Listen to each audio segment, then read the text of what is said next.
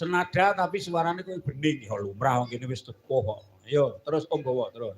Aku wis tuwa. Lah iya. Selendang kuning.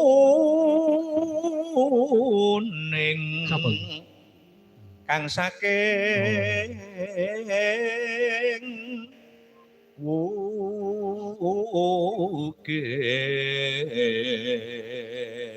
Singkok karo pandan.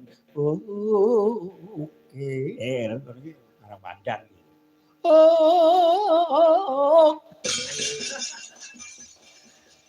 Suara kurang premono.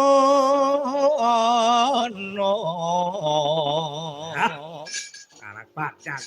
Bebakit Lah.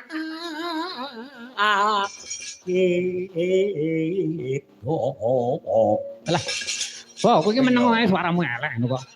Ane yo ora bindeng-bindeng banget to, Mas. Yo, Ning wasesa ngrum Angungrum marang bendara. walah truk. Sang Sulistya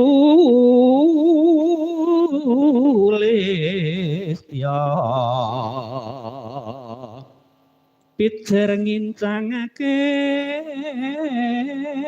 alis iki cengkok sinden kemukus. terus tresna sesideman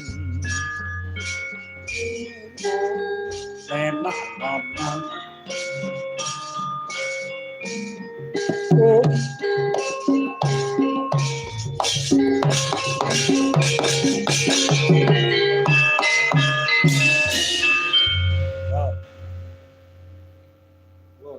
ya Mbak sing tengah iki. Yang mana ini? Ya Mbak, ya tahu Mbak. Ya Mbak. Oke. Iki aku milih iki kok. Oh iya. Pilihan. Kakek anu entekno. Luwe becik dilatono. Nggih. Dilatih ayo aja dipateni. Luwe becik patenono timbang pisahan keringet yang selesnya wangi samudono marang kula marang darang polan babutra liwat kincanging kalesyon ketubahan kandang rasane hatiku nadyan wes lingsar yoswaku aku isih mampu lateni solaku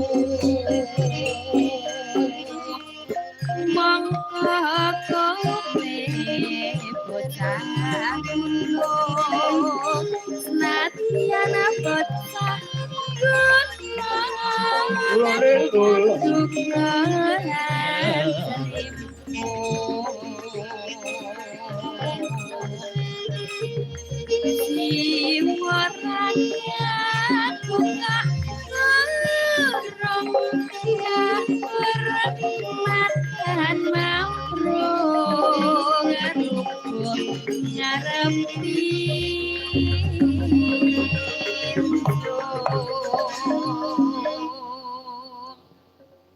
Piye kon rapi wong. Zaman saiki iki dalang metu jedul pirantine iki renek sing elek. Saneng-eneng apik kabeh. Gamelan mbok wayah. Nah aku zaman neng pasaran kae piye? Kowe ndelok karo Suryanto kae. Walah. Tarewangi nyepeda ontel saka Solo lho, Mas. Abang Bayi wah lakone Delok karo Suryanto ngepitontar saka Solo iki masaran iki guncengan. Tenan kuwi.